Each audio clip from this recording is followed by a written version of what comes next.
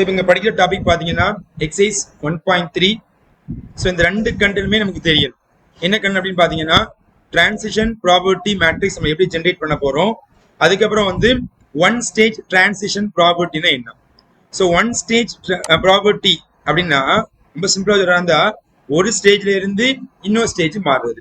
இப்போ இங்கே உங்கள் டெஃபினிஷன் கொடுத்துருப்பாங்க பாருங்க. ஃபர்ஸ்ட் ஏதோ ஒரு டயத்துல வந்து ஒரு ஈவெண்ட் நடக்குது. அந்த ஈவெண்ட் வந்து SN ஃபார்மட்ல இருக்குது. அடுத்து சம் பீரியட் ஆஃப் டைம், ஒரு குறிப்பிட்ட நேரத்துக்கு அப்புறம் சம்டைம் அதே ஸ்டேஜ் இருக்கலாம், சம்டைம்ல மாற்றம் இருக்கலாம். அந்த மாற்றம் பாத்தீங்கன்னா இங்க வந்து SN+1 மாறுது. அப்போ ஒரு ஸ்டேஜ்ல வருது, ஒரு குறிப்பிட்ட பீரியடுக்கு அப்புறம் இன்னொரு ஸ்டேஜா மாறுறதுக்கு பேரு தான் ஒன் ஸ்டேஜ் டிரான்சிஷன் ப்ராபர்ட்டின்னு அர்த்தம். சரி, எல்லாத்துக்கும் அப்படி நடக்கும். ஓகேவா, ஒரே ஸ்டேஜ்ல இருக்காது. என்னது, ஒரு ஸ்டேஜ் இன்னொரு ஸ்டேஜ் என்ன மாறும். ஸோ அது இங்க போட்டிருக்காங்க. The property associated with each move transition from even SN to SN+1. அதாவது ஸ்டார்டிங்ல உள்ளது SN.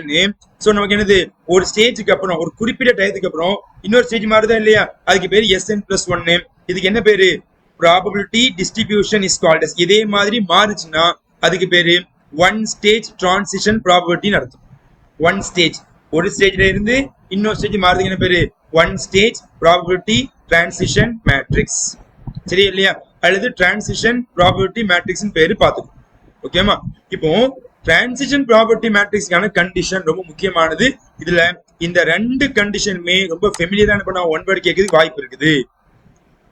என்ன கண்டிஷன் அப்படின்னு பாத்தீங்கன்னா, P of ij அப்படின்னா நம்ம ரோ வைஸ் எழுதக்கூடிய எல்லா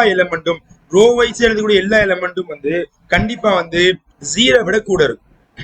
0 விட கூட இருக்கும். அடுத்து செகண்ட் கண்டிஷன் என்னன்னா, இந்த ரோ ஃபுல்லா நீங்க கூட்டிங்கன்னா வரக்கூடிய ஆன்சர் கண்டிப்பா 1 வரும். சரியா இல்லையாமா. அப்ப இந்த ரோல உள்ள எல்லா எலமெண்ட்டும் உனக்கு எப்படி இருக்கும் அப்படின்னா கண்டிப்பா 0 விட பெருசா இருக்கணும். அண்ட் இந்த ரோல உள்ள எல்லா எலமெண்ட்டையும் கூட்டினீங்கன்னா டெஃபினட்டா ஆன்சர் 1ன்னு வரணும். அப்படி வந்துச்சுன்னா இந்த மேட்ரிக்ஸுக்கு பேரு டிரான்சிஷன் மேட்ரிக்ஸ் பேரு.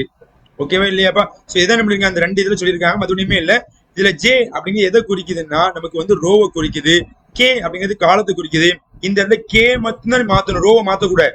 அதான் சொன்ன ஃபர்ஸ்ட் ரோ ஆன்சர் மொத்தமா கூட்டினா 1, செகண்ட் ரோ மொத்தமா கூட்டினா 1, third row, fourth row, fifth row, ஒவ்வொரு ரோயும் மொத்தமா கூட்டினா உனக்கு 1 வரும். இப்படி எழுதுன இந்த மேட்ரிக்ஸ்க்கு என்ன பேரு, டிரான்சிஷன் ப்ராபபிலிட்டி மேட்ரிக்ஸ் பேரு. அடுத்து மூணாவது நோட்ஸ் என்ன அப்படின்னு பாத்தீங்கன்னா ஈக்விலிபிரியம் கண்டிஷன். அப்படின்னா அது எப்படி கொடுப்பாங்க, ஓவர் த லாங் ரன் சொல்ல அதுக்கான ஃபார்முலா AB அப்படிங்கிற ரெண்டு event A and B. So இதை மேட்ரிக்ஸை கன்சிடர் பண்ணணும். ஸோ T அப்படிங்கிறது வந்து transition probability matrix equal to AB. அப்ப நமக்கு ஈக்விலிபிரியம் கண்டிஷனா இருக்க சொல்ல நம்ம யூஸ் பண்ணக்கூடிய ஃபார்முலா என்னன்னா AB into transition matrix is equal to AB அப்படிங்கிற மேட்ரிக்ஸ் பண்ண யூஸ் பண்ணணும். ஸோ இது வந்து ஓவர் த லாங் ரன்னாலும் ஈக்விலிபிரியம் கண்டிஷனாலும் போத் தான் சேம். சரியா. அப்ப இந்த மூணு கண்டிஷனை பேஸ் பண்ணி என்ன பண்ண போறோம், எக்ஸைஸ் வந்து 1.3 நம்ம என்ன பண்ண போறோம் பார்க்க போறோம்.